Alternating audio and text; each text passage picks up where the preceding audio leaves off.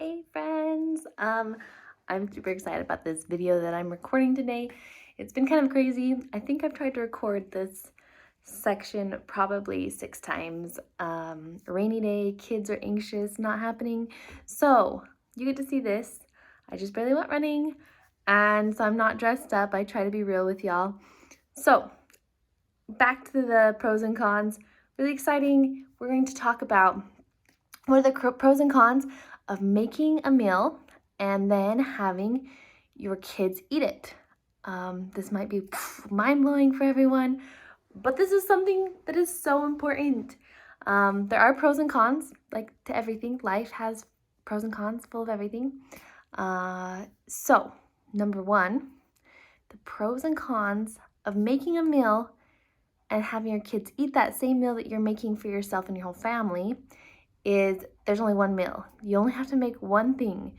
Less dishes, less cleanup, less food in general, less leftovers. Oh my goodness, there's so many. My great grandma, she used to make a meal for every single child different. So every day she'd ask them what they wanted, and then they got to choose. That was awesome. I'm sure she was a great lady.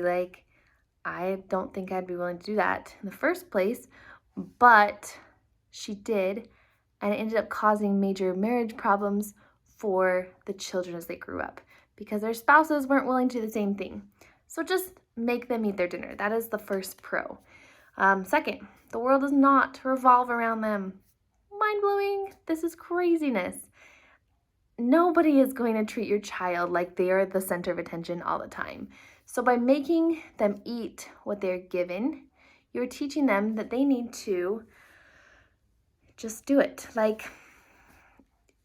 They need to grow up and eat what they're supposed to eat. It's good for them. You've spent time doing it. They're not the center of attention. Again, I don't know who has time to make multiple meals, but number two would be just make them eat what you're making. Number three, your body is what you eat. So if you're just eating Twinkies, mac and cheese, cold cereal, chicken nuggets all the time, that is what their body is going to be made of. And I don't know about you, but I want my kids to be healthy, so I encourage them to eat what we make for dinner. Number four, it is rude if they don't eat their food. I've had people talk to me about children that they make special meals for, and these kids don't eat their food and make rude comments about how they don't like it. That isn't okay. In a society that we have so much, we should still be very grateful for the time that someone has spent to take care of you. As a member of the Church of Jesus Christ of Latter-day Saints, I served a mission and was given the opportunity to eat in hundreds of people's homes, where these people spent lots of time putting together special meals for us. Yes, I didn't like all of the meals. Some of them were really gross, but these people had spent time, and I wanted them to know how much I was grateful for their time, effort, and money they put into these meals. So of course I ate it and was grateful for it and made sure that they knew how important they were in my life for serving me and making a meal for me. I think that should also be the same for our children. When we make a meal, they should be grateful and eat what they're given. Number five, tight situations can happen. Look at the war in Ukraine right now. I'm sure that how sad it is, there's not chicken nuggets in every store. I'm sure that there is a lot of food shortages right now. I know there is.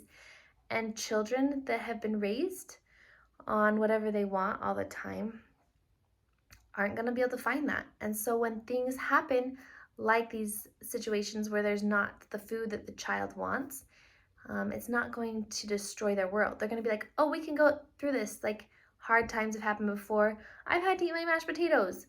I've had to eat my barbecue chicken. I've had to eat, I don't know, my corn or my green beans or my salad.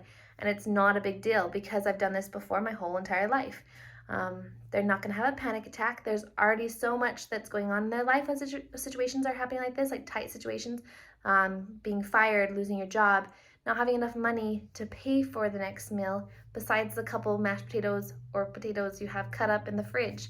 You know, kids need to learn that it's okay to be basic. Number 6, gummy vitamins aren't going to replace the nutrients they miss otherwise. I know that's hard. Those good gummy vitamins don't have as much as you think they might have. You need to remember that your children get the most nutrients through the good foods you feed them. Okay, I've read lots of my articles about better mental health when you eat better. This also applies for children. Do you want your child to be depressed and anxious and sad all the time? I know a lot of kids have suicidal problems lately, and those thoughts are so terrible. But if you could have given them better meals to make their minds and body healthier, maybe depression and anxiety and other things like that would be less. I know that it's not going to take it away, it's not magic, but it could help. Like, there's so many studies that it shows that this can really help children with dealing with issues around them. Not minimizing depression, anxiety, suicide facts, but eating healthy is a good thing. So now let's go to the cons. There are cons.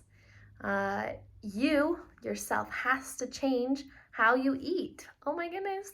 I want my frozen pizza, but I want my kids to eat healthy. So I'm going to make them eat their salads and their vegetables and their fruits and the things I make homemade. But when they go to bed at night, I'm going to put in a frozen pizza and eat it. No one's going to listen to a hypocrite. Your child sees what you eat and they learn from it. So you're gonna have to start with you. Yay! Fighting kids. That is awful. My little boy, he hates tomatoes and he often throws up when he eats a tomato. Yes, we keep trying with him. And yes, I've cleaned up tons of throw up off our kitchen table, which is disgusting because of these tomatoes. He used to do the same thing with his spinach, and now he actually asks for spinach. It does happen, but the fight, is it worth it? That is up to you to decide. It takes time to make meal plans. If your kid just likes chicken nuggets and mac and cheese, you don't have to meal plan anymore. That's nice. I always struggle with what to make for dinner. So meal plans are great, but it makes it less complicated if your child is that easy, where it's just 3 things all the time. Pancakes, mac and cheese, chicken nuggets. You can choose one of 3 and then you're done. Might save you some time. Grocery shopping also, that one's pretty easy. Just have your 3 basic things and you're good to go. I don't know about you, but I forget lots of things at the grocery store. I have to write lists. You should see my lists in my planner. But if your kid is picky and you're not willing or don't care to make them eat those different foods, then that's an awesome pro on that side. Con for making your kids eat what you make them for dinner. The last one I think is really hard for me is I love different snacks throughout the day, and especially at night. I like to reward myself with like a little bit of chocolate or ice cream because days are hard.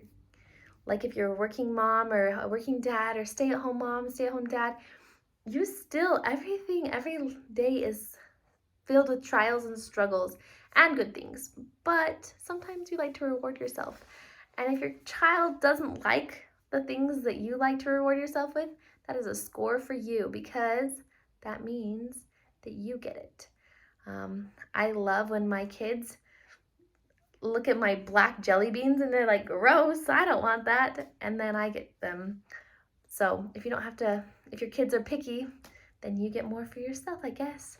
Well, thanks so much for watching our video. There's so many more videos to come, and articles. We have hundreds of articles being written about the different pros and cons of life. So please read our articles and add your comments, because people have different insight and different life styles and different perspectives. So please share so that we can all learn from everyone. Thanks. See you next time.